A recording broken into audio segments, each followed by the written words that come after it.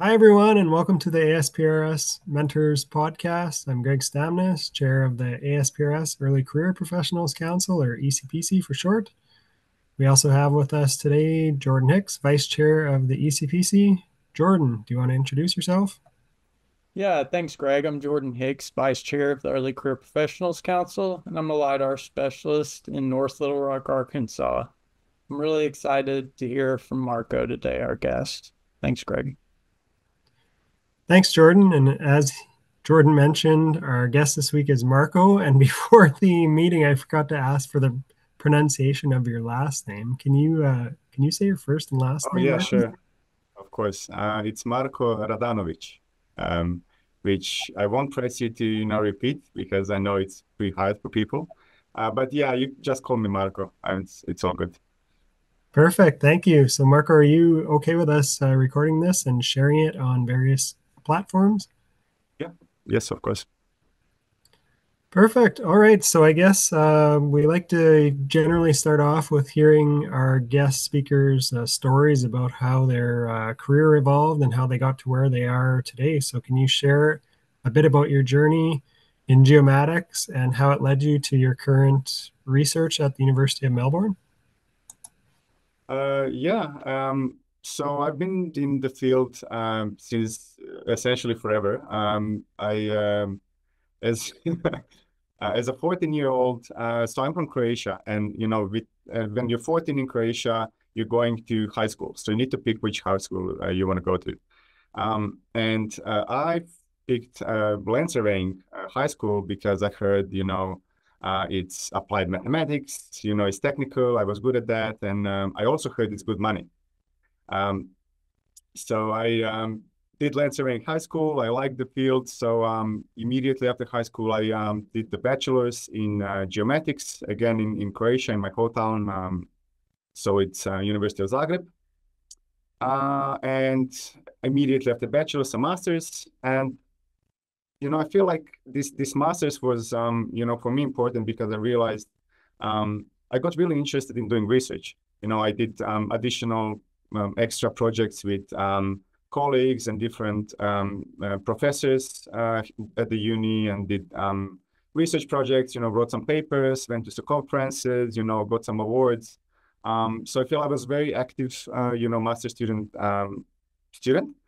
Um, and so after I got the degree, I got a job in the industry, but I knew I wanted to get back into research. And the only place to do research in Croatia was back at the uni that I just finished. So this is the only university that actually has geodesy. Um, so the first chance, about a year after I finished masters, I got back into at the uni. I was employed there for 3 years. Also went to a PhD. But then in the meantime, I got married. And we decided that we wanted to emigrate and try to find for, a better standard country with more opportunities, I guess, for us. So we chose Australia, we picked Melbourne, and then I quit there, essentially stopped the PhD midway through, and then got to another PhD scholarship position here at the Melbourne Uni. So fast forward 5 years, now I finished the PhD and I'm working as a postdoc uh, at the same uni. So Melbourne Uni, I like it here. So I'll try to stay um, as much as I can, I guess. Perfect. Thanks. And I guess probably the first time I caught wind of your work or heard about you was through a publication called A Platform for Multilayered Documentation of Cultural Heritage. So can you summarize that briefly and your inspiration for writing that? Yeah, I'll try to be brief, but I think it's not easy to condense these things.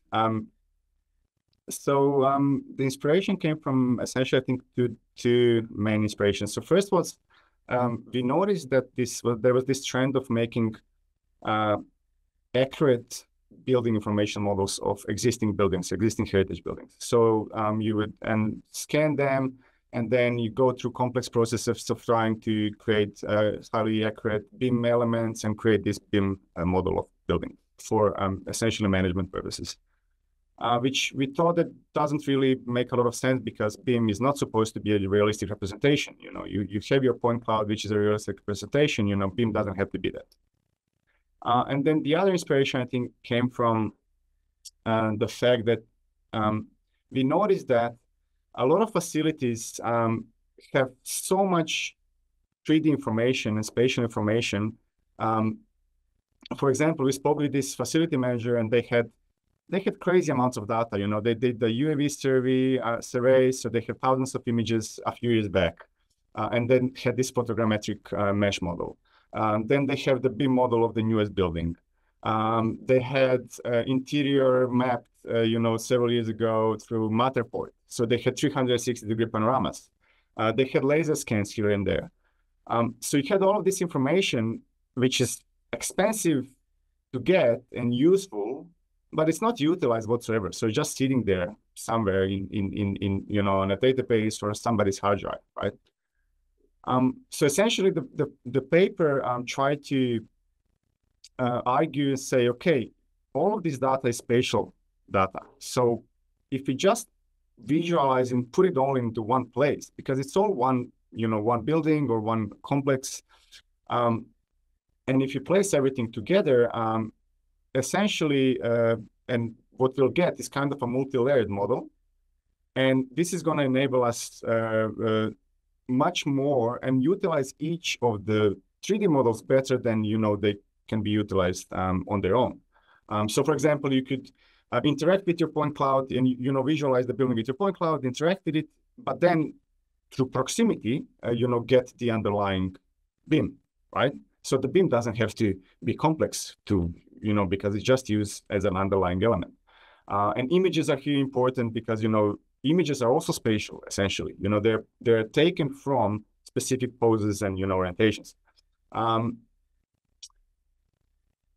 So I think that's the condensed version. I'm going to stop now. You know, the idea was, yeah, that this can be better integrated, better utilized if everything is just put together and using the spatial component as the tie, essentially, between those data sets. Combining multiple disparate data sets into a single interface that you can interact with. And that would be a much more condensed version, yes. So how did that experience with integrating all that data into a gaming engine influence your approach to mixed reality? I would say a lot. Because, you know, this was the first paper and which then led me into mixed reality. But I would say, because what is, you know, mixed reality is essentially a combination of the real environment and the virtual environment. And when working on this multi-layer platform, I realized, like, you have all of this digital information, which is aligned spatially with the point cloud as the representation of the building. And I had this idea, so what if you just created the point cloud with your device? And so this is, again, fits into the same environment. And by aligning this to, you would essentially register all of the information about the building you have to the actual physical building, you know, with your mixed reality device. So the answer is it influenced it a lot, although it's like, it sounds like a different topic, but I think this idea, because a 3D model created by the device is just yet another model that you can integrate with the same platform, right? So it's, again, all spatial. And again, the problem is only one, aligning them together. And once you do that, you know, you're good. That's easier said than done, though. But you know, it did start me on this research. I quickly realized that's very hard to do. Yeah, can you talk about some of those challenges you had with trying to align digital models to real world structures with mixed reality? Of course. So you know, I'll take the mixed reality as an example. So, you know, I quickly realized that it's hard to do these 3D alignments of large 3D models. As you know, I believe Jordan knows. Well, without any prior knowledge, if you're given one big model of a building and one partial model of a building of where you're standing at, there's really no way to know where you're standing at, right? Even if you as a human could recognize some elements, I would say, okay, this, because you use your spatial reasoning and, you recognize the landmarks and you recognize maybe where you are within or without, from within or without. Doing this in an automated way, it's very hard. Essentially impossible, right? So using classical methods before, machine learning stuff, using classical methods, it's literally not possible, right? So you either have to have prior knowledge and do the course alignment manually using your brain as a processing, computer to realize where these two models align. And then fine registration is not an issue, that's been done in the same way for, essentially decades. So the interactive closest points to work for refinement, that's fine. But essentially, this then led me into the direction of machine learning, which enables us for the first time to actually register large 3D models together and in a coarse way. So instead of using, again, your brain, I automate this through a neural network. And yeah, hopefully I answered the question, I guess.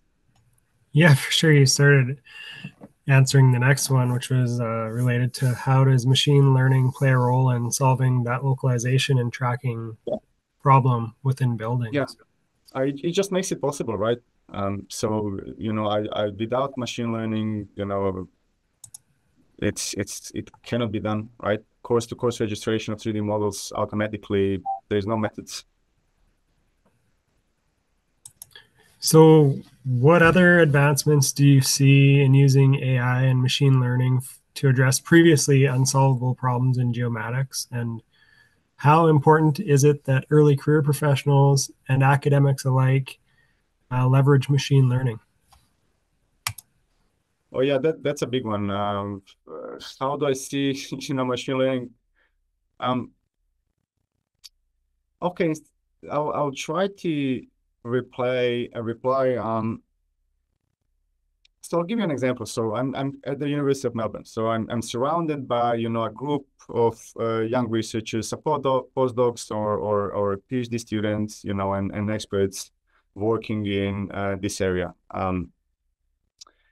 And I'll have to say that probably 90% of the current research topics have some component of machine learning in it, and AI. You want to call it AI, fine.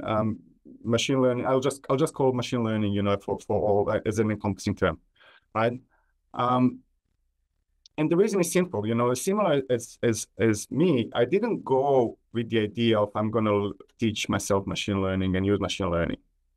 We in engineering and in geomatics, we often start with a problem that we want to solve and then look for ways to resolve this problem, right? So the problem is, for example, alignment registration of big models in mixed reality, localizing yourself within a building. So you're like, okay, I'm going to try to see if I can either resolve this or at least, offer some new insights and, try to invest this problem, as much as I can.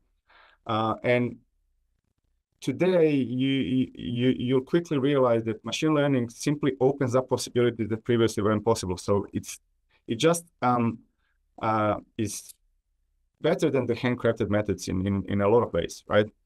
So you're kind of like forced to use it in a way. Trying to avoid it, although you'll have people that don't like to use machine learning or because they think it's a black box. So these deep learning models, they think it's a black box. You're not sure what it does. You cannot really evaluate the outcome. It's a lot of issues here. But in the end, once you're faced with a problem and try to apply the solution, you realize it's just better, and then you go in the direction. And then I believe, while actually learning about this, you realize it's not really a black box. They're just said by people that don't understand it. You do know what it's doing. You maybe don't know the every parameter out of like 15 million in it, but in a sense, you're the one designing it. So I think, to come back to the question, how important is it for young professionals to learn it? I think it's extremely important, because it enables us to do things that previously weren't possible. So can you talk about like I know in our kind of preparation for this, you talked about initially I don't know if you were uncertain about machine learning, but you eventually realized that, oh, I have to incorporate this into my research to kind of be cutting edge. So how did that transpire? And do you have any like suggested resources or anything for people to look into right off the bat if they're interested in learning about it? Right off the bat, so actually I did Jeremy's Howard book. So what I did is I did a few courses online. I think today, maybe if you asked me later, I could have a look and then try to remember what exactly did I use. But essentially, I used one book. Forgot the name, but it was from Jeremy Howard. And then I also went and did a course at the university, which is, a beautiful thing about the university is if you're interested in something, you can find a course, somebody who teaches that course, and simply ask, can I come and actually audit the subject and just, learn? And they usually, I never had issues, that it's usually just allowed. So just one good book is, for me, rather than trying to jump and try to resolve specific issues, you can do that. But like for me, going ground up is usually better. So I would suggest finding one good book that does practical and theoretical at the same time, and work from there to build the basic understanding. But then once you build this basic understanding, you go from like, I don't know, level 1, 2, and then, and then it branches out into different, very specific applications. You don't need to do all of them, right? So once you get the baseline, once you get the base understanding, then you just you pick whatever you want to, focus on. Perfect. Yeah, if you could send me that after, we'll post it in the words that associated with the YouTube video. Yeah, definitely. That's awesome. That's kind of information we're looking for to help the next generation, so they don't have to go through 500 books to find Jeremy Howard's book. So, how do you address the challenge of delivering 3D models or digital twins? I love that term. To clients who may not know how to utilize them effectively? Yeah, I'll talk about 3D models because I don't think I've ever did a digital twin in my life. Actually, in the true sense of the term. But what I did is a lot of 3D models. So that's a good question because I've seen this time and again, right? You will have different experts, heritage experts, doing a documentation of cultural heritage, or somebody asking you to do 3D models of, tram stops or whatever. And the decision makers there, or so for example, on this one example, so we did a 3D model of a bridge, of a heritage trestle bridge, and it was supposed to be afterwards checked by a structural engineer who was supposed to have a look at the model and make sure, and do some of his assessment of the stability and so on. And this guy has never really opened a big 3D model in his life, right? it's an older guy, a professional that, he's good at his job, but, he likes to look at, I guess, images, right? I think I went on a tangent. What I'm trying to say is this: how do I deliver 3D models? What I do is this: I usually deliver a high accuracy, high quality. So the top, big model, which can be 100 gigabytes, right? So I delivered that, knowing that most people are not going to be able to open it. People don't even have GPUs on the laptops. They try to open it, it breaks apart, and they think, okay, my laptop isn't good enough, and then they never open it, right? So I delivered this model, but if somebody down the road is going to pick up on this and work on this further, they have this good model to work on, right? So some professional, like a geospatial expert or somebody who actually knows how to do this. So this is the first thing I deliver. And then I always deliver the second thing, which is a very dumbed down, very decimated 3D model. We're talking 100 megabytes, and, I put it on an online platform like Sketchfab. So this is for laymen and, to just open and have a look, everybody can do it in a browser. So I always, look to deliver both, right? That's good. I've run into that a lot with I guess you could say the older generation of engineers requesting the ultimate 3D model, and then they don't even know how to turn on the software to view it, let alone view it. So yes, a common problem. So with guess, tied into that, so the next question I had, do you have a two-part question again? Do you have a definition for digital twin? And we talked about this in our preparations, but how can somebody better define and standardize their request for a digital twin? I want a digital twin of this bridge. How can you work with people to get that definition nailed down? Well, you should simply try to avoid the term, right? Because the people use it in a way that it's not meant to be. It's really so. And the project that I was currently working on, where we we requested to create a digital twin of tram stops. So there's 250 tram stops, and we need to make digital twins and do processing and other stuff. But what is a digital twin? What are we delivering? Is it a handcrafted CAD or BIM model on top of the point cloud? Is it a point cloud? Is it a mesh? Does it have texture? Does it have color? Completely unspecified. And of course, in setting up this project, I didn't have any say. I was, when it started, it was like, okay, this is already, we already decided that these were the deliverables. And the deliverables are digital twins, right? So, in the end, we delivered, point clouds. But to get back to the questions, how would you go around this? By simply using the terminology that's precise. And whoever the client is, they use this term because they don't know about these things. But we as geospatial experts should immediately jump in and not allow this to get into the actual documentation and say, look, digital twin is a wide term, and we need to define if this is going to be a point cloud, a mesh, or a handcrafted CAD. And use this precise terminology. But then you also asked, what is a digital twin? So I actually read this definition last week, and I think I really like it. It says that a digital model is digital representation of reality, which is static while the reality is dynamic.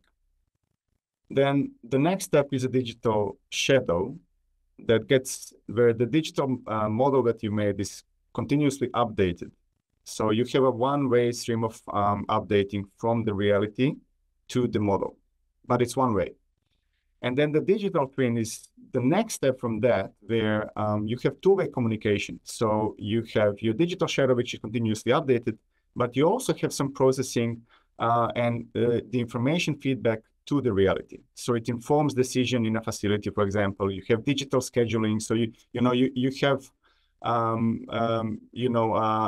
digital side which processes where stuff is and makes routes and schedules and feeds it back into reality for the workers to know where to go. So this is then an actual digital twin. And I think this is a good definition. I like it, and it's a new one that I haven't really heard before, the digital shadow, which is probably what a lot of the actual digital twins are. But what I see on LinkedIn and social media is that a digital twin is simply a 3D textured mesh. Yeah. But you highlighted that the importance of consultation with the client before embarking on the digital twin journey, because it's essential to project success. Can you talk about the approach you took to that tram project and the challenge of sensor integration and integrating multiple sensors and collecting massive amounts of data on that project? Yes. Let's I guess start at the beginning. What the project is about. So the project was for essentially Department of Transport and the company that builds trams here in Melbourne. So they want to improve the accessibility of trams in the city, of the whole network. And actually, the biggest tram network in the world, which I learned, on this project, it's 1,700 stops. And platform stops are fine because, people in wheelchair can get in and out of the tram. But if the stop doesn't have a platform, they really don't have a way to exit or enter the tram, and this is a big accessibility issue.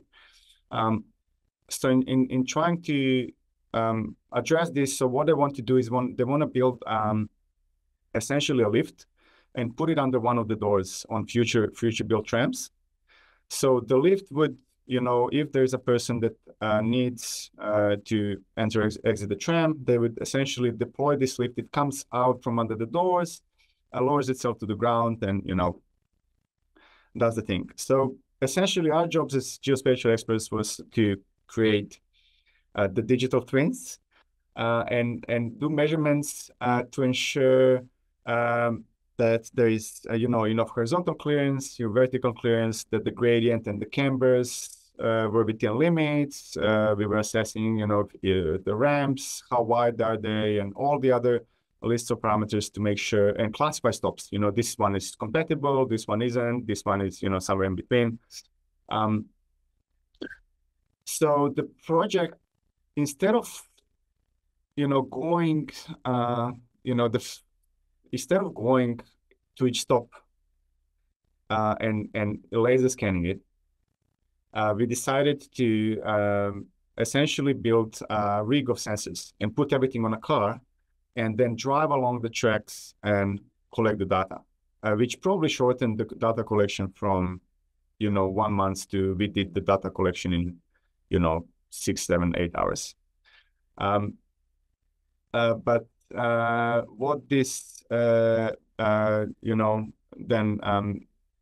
what we had to do is we had to integrate all the sensors together. So we integrated a mobile lidar that we put on the top. We put 2 cameras in to have a stereo pair. We put GNSS receivers, IMUs, INS, and that's it. How did we go about the integration was the question, right? It was a big learning curve because for the first time, nobody in the group, we are all experts in processing this data and using it. And also collecting is fine, but integrating the sensors in one single whole is something that we never actually did. So this was a huge learning curve for me. I had to learn, I did a crash course, and mind you, the timeline was crazy. So we started on like the 1st of February, and they're expecting the data to be collected I think on like the 16th, so we don't have a lot of time. So I did do a crash course in metalworks. We decide which hardware to buy. We had some of it. We buy new things. We get it together. I do a crash course in electronics because I need to solder the cameras together. Because you want the frames to be taken at the same time. Otherwise, you won't be able to. You will have discrepancies between. You won't be able to do 3D stuff from them while driving on the car. And integration of the data in one place. You need to all the raw data to collect together. So again, we are doing ROS, robot operating system. We do a lot of coding there to make sure everything works. Test runs and so on. What I learned is also that a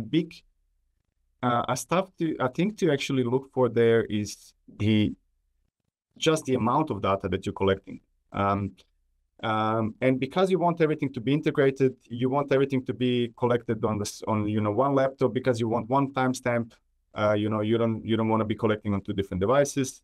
But then you have the bandwidth issues because you're having your 10 scans per second, which is I think about 2.5 gigs. You have your 60 frames per second cameras, 5 megapixel, 5 times 60 times 2 times 3 for color. This is all the data coming in. You're collecting this huge amount of data. You're collecting I think something about 2 terabytes per hour. So a lot of learning for us, but in the end we managed to put it off and everything was great. And I think this is essentially why I like being at the university. That no matter how much because this is my expertise, but there's always something new to learn. And who knew that my first postdoc is going to actually involve metalworks, and cutting metal. I'm completely crazy. And it actually worked. Did you guys have to do any testing, or was the test run on the job type of thing? Yeah, testing, and we had people inspecting it, and we had fail-safe mechanisms, and whole range of stuff. Yeah, because the issue was it's driving under. One of the big issues was it's driving on the train tracks. So nobody can drive it apart from Yara trends. And they have to have the warning lights turned on, right? Which is then interfering with their cameras, of course. No way they can, the regulations is that they cannot drive without that. So we ended up putting, a last minute modification was to put cameras on essentially big bars and extend the bars to go over the warning, lights and toward the front of the car. And another thing was the height, because you're driving under high power lines, and there is a rule: nothing can be within 3 meters of the power lines. And of course, our rig, when you put on a car, when you put the rig on, and when you put the lidar on the distance that you need, on the height that you need to actually go over the roof, because otherwise, if you just put the lidar on the roof, you're just catching the roof. So you need to put it, increase the height, but then you're too close to the power line. So yeah, interesting project and a lot of learning for us. But in the end, yeah, all went well. You almost need to mobile map the power lines with LiDAR first to design the device that goes on the train. Yeah. So you collected, you said, what was it, a terabyte per hour of data on that. So once you have all this data, what was your strategy for managing and using that data, especially when there was really no out-of-the-box solutions available? Yeah, that's a great question, because we found out that there's nothing. There's no, as I said, there's no out-of-the-box solution. So you cannot click a few buttons and have an automated solution doing what you're doing. And especially because, our checklist of things that we needed to check is very, for each tram stop is very specific, right? And to this project. And of course, also important is the timeline, right? So if somebody gave us, for 1 year or 2 years for this, and we're skilled in this, we could do some kind of automation. But because of the deliverables are very quick, you need to deliver results for 60 stops next month. And, we ended up doing essentially the whole thing manually, right? So you were manually doing measurements in the 3D model, and we made this easier for ourselves by developing some internal software. So because it's anyone doing in 3D data knows that it's not easy to do measurements in 3D point cloud. It's easy to make mistakes. It's easy to hit something that's behind. It's rotating, cutting. Constantly doing this. So what we did is I wrote this piece of software in essentially Python that takes an image, takes the camera feed, takes images, and because we know the spatial orientation between the LiDAR and the image, I essentially first understood the image. You need to have a calibrated camera. But then you can back project the points onto the image. So we were doing measurements mostly on these images. So you could select points on the image, and then they were based on the underlying 3D data. But the answer is we ended up developing our own tools. And I feel like this is often the case in our field, because there's always a different combination of data that you collected, right? There's often a different task that you need to do with this data, and what you end up doing if you don't have enough time, which you usually don't, you do this manually. And I've heard people saying in the industry, like, doing with 3D data, this is just the nature of the beast, right? So point clouds, 3D, they have to do it manually. Automation is too complex and it doesn't really work. But I think we're getting, to a point where automation is becoming slowly possible. And after finishing the project and doing all the deliverables, and the client is happy, now we're working on automation. Now we have time, and we are now working on a paper. So hopefully within a few months, you'll see a paper published on that. So we're working on, and we have a prototype that, well, it maybe doesn't work yet, but we have really good outcomes for now of actually detecting, because we have 10 kilometers of that. So with 35,000 registered scans in one direction, and then 35,000 back. And then that's one route. Where is the tram stop? So first you have to find a tram stop, and then it's crazy.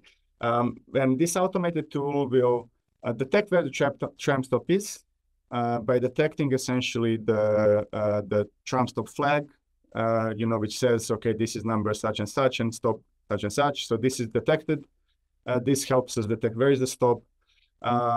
We can easily detect the tram tracks on images by detecting these two. So tram tracks define essentially the ground level. The stop defines where the stop is. Now that means that we have enough information. So this is enough information for us to play the 3D model of the tram, automatically assess where the lift is going to go, the potential deployment area, and then run, your gradient and camber. This can be automatically done. You have several things of this checklist that you're fully automated.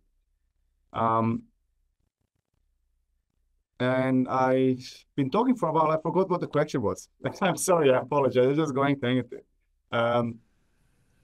So it's related to just managing the data. I think you're hitting all the points, like using some automation for like image-based feature detection, essentially, because you had just tons of data.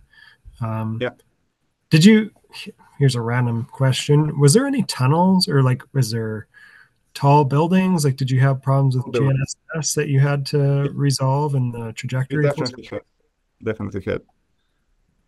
But then luckily in the group, we had this GNSS wizard So he so for in this example, 35,000 scans, about 7,000 is in the actual CBD, where the buildings are very high, very tall. So the GPS is not very good. But he has ways to assess which of the frames had good GPS. So he would use just those. And then we did the whole registration by essentially using ICP registration, iterative closest points of scan to scan to scan, so 35,000 times. But this is then optimized and georeferenced through GNSS poses. But you're not using all 35,000 GNSS poses. You're just putting the ones that they're good and spaced enough. Maybe every 100 meters you put a GNSS point, because the relative registration accuracy of ICP is very good. But doing this on 10 kilometers, you're going to drift away. So we drifted, I believe, 65 meters on 10 kilometers without doing any GNSS. So then when applying GNSS, you're getting back to global. But yeah, that was definitely an issue.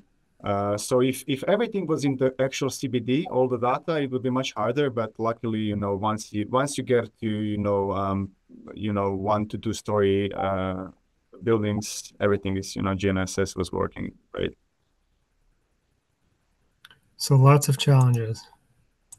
Oh yeah, of course. That's what makes it. Always...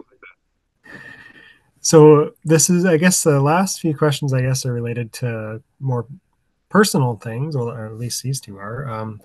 So you talked about leaving your PhD kind of midway through from Croatia and going to Melbourne. Can you talk about the factors that led to that? I think this is more common than we think, and there might be a lot of people that listen to this in the future that are in this situation. So what led to that, and how did that decision shape your approach to research and academia?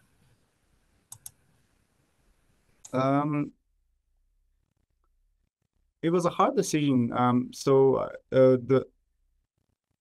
It's a big decision. It's not one factor. You cannot have one thing that makes you leave your home, your country, I think, like an immigrant. So this is always like, this is a very big decision, and it's always you have to really think this through. At least, maybe you know someone who just picks up and leaves, but it was a big decision which brewed over the years between me and my partner. We were feeling like we wanted to try while we're still young, and we can just go and try somewhere else, where it's better standard, and there are more opportunities, because Croatia is a small country, and there's not a lot of opportunities. It's not like the only place for me to work at is my hometown university of Zagreb, which is the only place that does research in geodesy, right? So not a lot of options there, and she's in the music industry, and she also felt like we just wanted to try, right? So this is the main decision, was this decision to go abroad in a high standard country. So this is the first decision, and this of course led to initially I thought I'm going to finish the PhD in Zagreb. I was midway through. So I did 2 years of coursework, and then I started in this third year. You're starting to do the research and setting up the hypothesis, and then in the next 2 or 3 years I would be done. And I said to my partner, to Lucia, we'll go in 2 years, right? So I'm going to finish this here, and then we'll go. But then when this decision to go was made, I realized that what I'm doing here and what I'm becoming an expert at the Uni of Zagreb, the project that the PhD I was working on, was not very useful abroad. And to give you context, I was working on essentially my PhD topic was supposed to be so there's a leveling network based on which all the benchmarks are set up in Croatia, which defines the height system, right? And the survey was done in the 70s, so from 1970 to 1973. And the network adjustment was done in a specific way, for that time, right? And my supervisor wanted me to essentially readjust this network, and instead of using this method, then to readjust it in a slightly different way with different weights, right? To get some slightly different heights of these benchmarks. And I realized it is not really giving me any useful skills for my future employment. I was Googling then, I remember I was looking at the jobs in the US and I would put in like leveling and nothing came out. And I would put in, least square adjustment, nothing comes out. So like I'm becoming an expert in something that's not really going to give me anything useful for future employment. And so this was the discrepancy. So I wanted to build my skills and knowledge to use afterwards in my life. And then at one point I realized, okay, what I'm doing here isn't really, I'm going to actually profit more by dropping this. So this was my train of thought. I'm going to gain more by dropping this and doing another completely new PhD of 3 or 4 years. And I'm probably going to learn more skills that are going to make me more employable afterwards than actually staying here and essentially wasting 2 or 3 more years. In that was my reasoning. And I'm so glad I did it, because the stuff that I did then, that stuff that I'm doing now, and I think the big difference is because here I was able to steer my PhD, my supervisor, my mentor, he, and I think this is common, right? So in the first year, you're kind of like aligned with your supervisor's topics mostly, but then as the time progresses and you're on a PhD, you're kind of you start leading your own way. You go more in the direction that you're interested in. And I was interested in initially, mixed reality and then machine learning, and both of these and both of these are actually very useful now. It doesn't matter if I stay in academia or not. These are very useful skills, right? And very useful knowledges.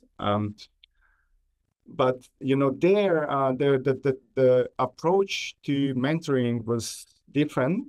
You were supposed to do what your supervisor wants you to do, and your supervisor needs to remain. So you need to stay within the realm of expertise of your supervisor.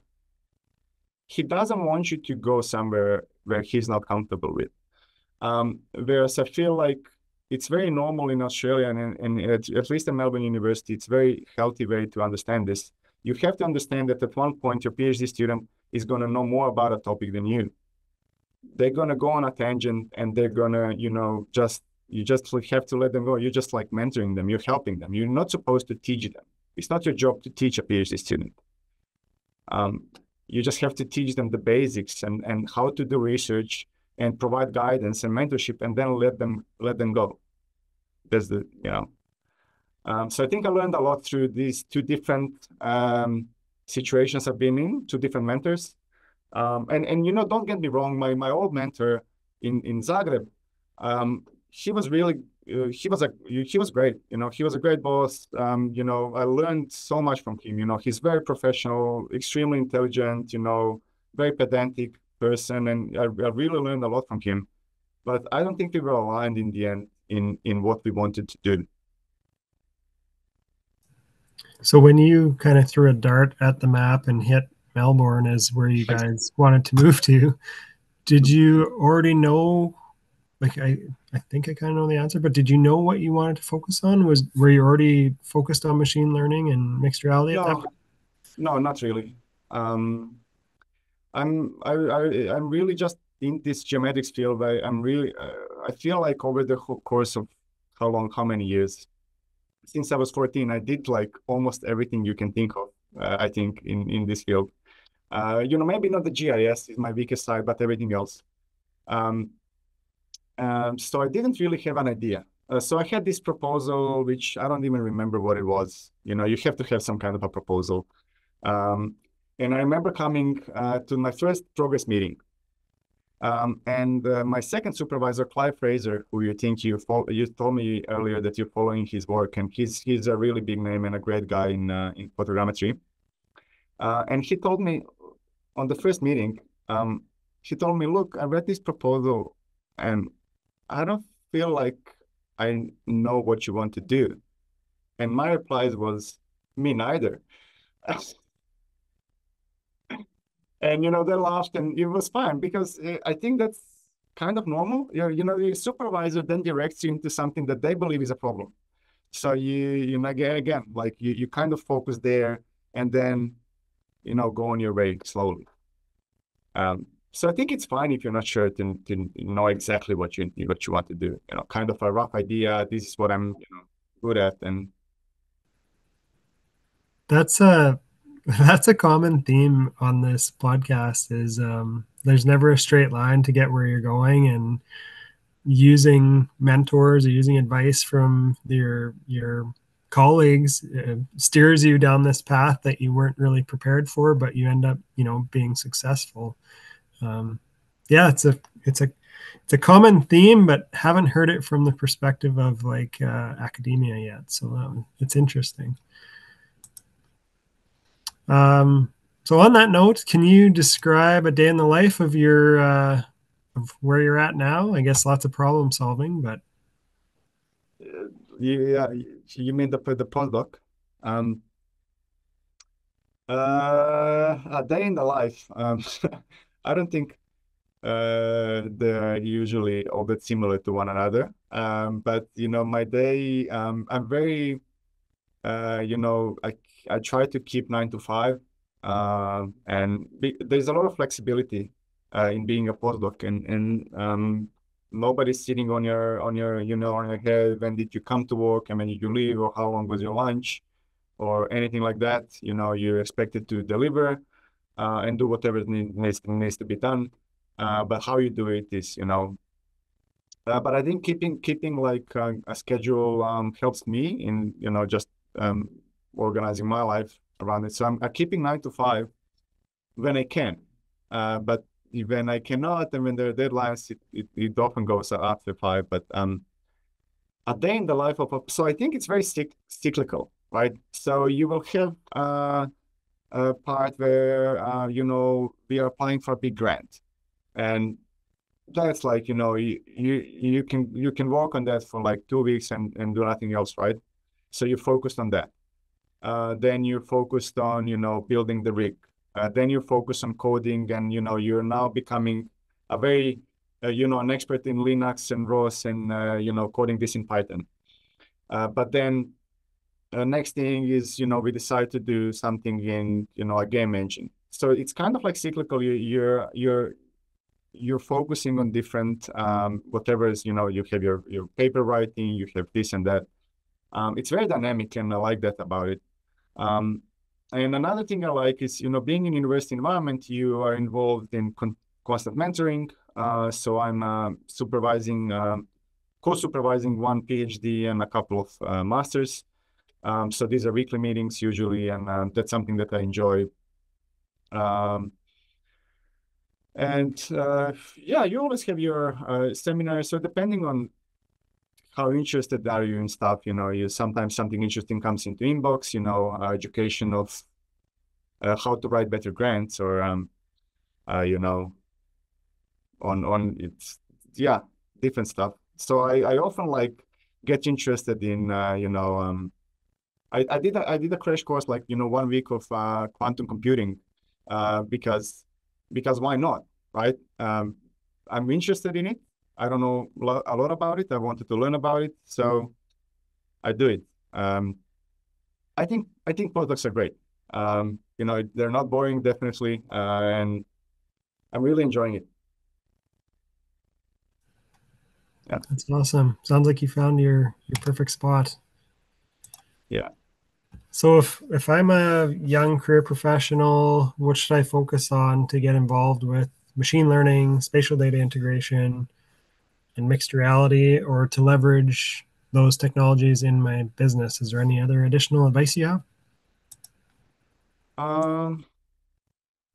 Well, it really depends on the business. So what I think I got to my opinion on, because I've observed this all with myself and also with my friends and colleagues, is you know, you can go and try to learn machine learning methods on the side. But I feel like you'll do this, but then afterwards, if you don't have a project that you're gonna apply this to, it's just gonna, peter out and die out. So I think it's much better to pick what you want to do. And then if it involves learning machine learning or learning something about mixed reality, you kind of do it along the way, but going towards a goal.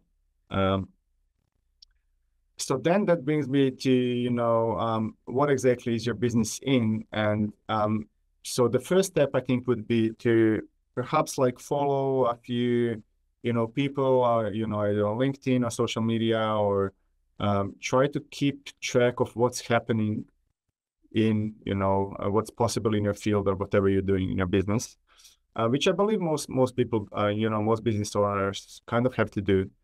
And think about the future, and then if you think there's something that might be possible, then try to do it. It's not really it's not really great advice. I think like what I'm trying to say is you need to be up to speed of what's happening, right? Because I feel like mixed reality is really so much potential, right? So if you're in construction or design or interior design, or a big thing is education and simulations, right? So if you're doing any kind of education, so I feel like mixed reality is really going to be disruptive here. It's not yet there. I think it's mostly the hardware currently, and then hardware, like it's hardware sorted together, but like it's mostly just the technology isn't yet there. But it's going to get better, and you're continuously seeing more and more applications, which is just showing, it's just a proof of what I'm saying. It's rising. It's continuously rising on every metrics that you want to look at. And all the big players are invested into this mixed reality, virtual reality, something in between, so extended reality field. Yeah, so I think the answer is just to stay up to speed, and if you have spare time and potentially funds, maybe do some kind of pilot project application. Yeah.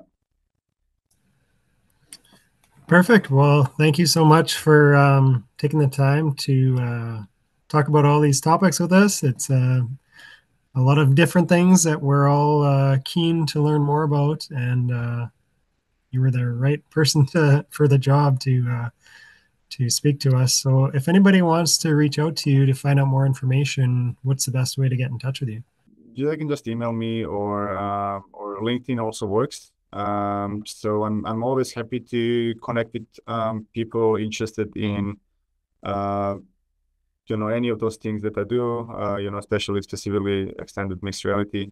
But if anyone wants any kind of advice, or about mentoring, or looking for or thinking about switching PhDs as I did, or anything at all, yeah, I'd be happy to help.